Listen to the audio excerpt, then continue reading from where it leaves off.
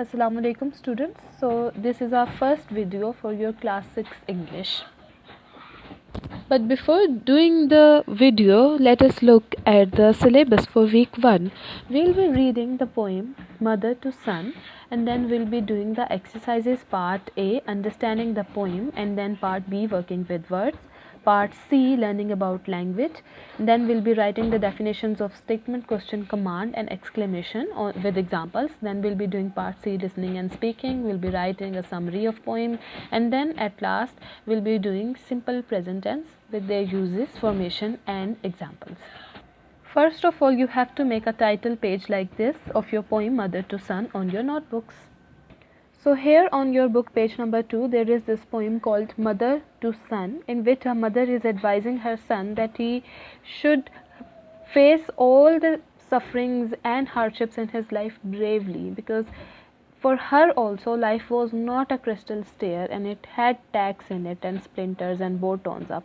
In fact, her life was all filled with difficulties. So she is advising her son also that his life would also be the same, but he has not to turn his back. He doesn't have to sit down on that step even if he finds it kind of hard, and he should not fall down. In fact, he should face all the difficulties in his life, all the hardships in his life with courage. You'll be reading the whole poem by yourself. You can take the help of a dictionary.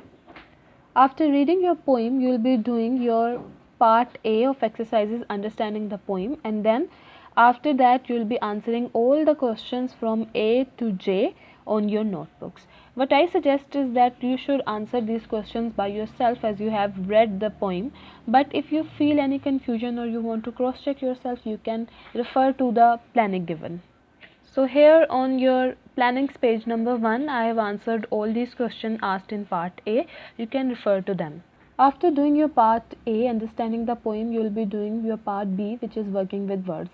In its question number 1, you have to find all the non-standard words used in the poem. You can write them out along with correct meaning and form, and you do not forget to list all the words with an apostrophe.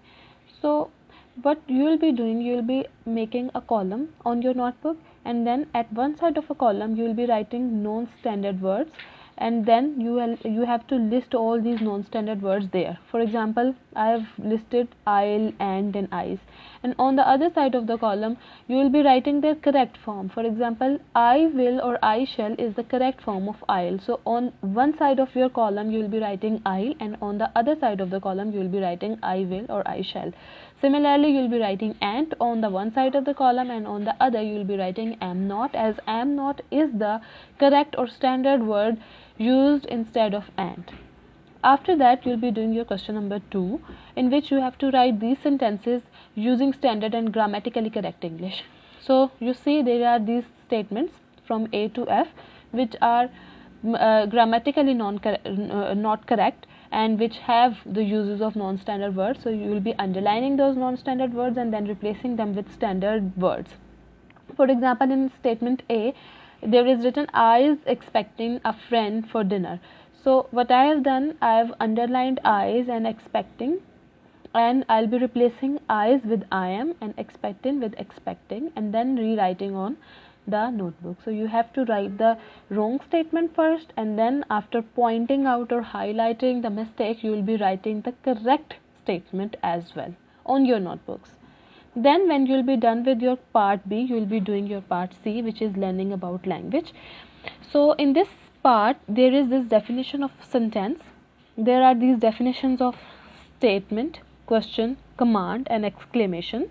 You will be reading these definitions, and then you will be writing these definitions with examples on your notebooks. When you read, you will understand what is a statement. A statement conveys a piece of information.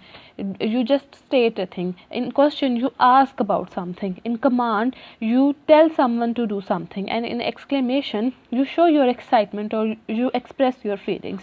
So you have to write all these definitions along with the definition of sentence on your notebooks with examples. So after doing this, you will be doing the question number 1 on your book, not on your notebooks.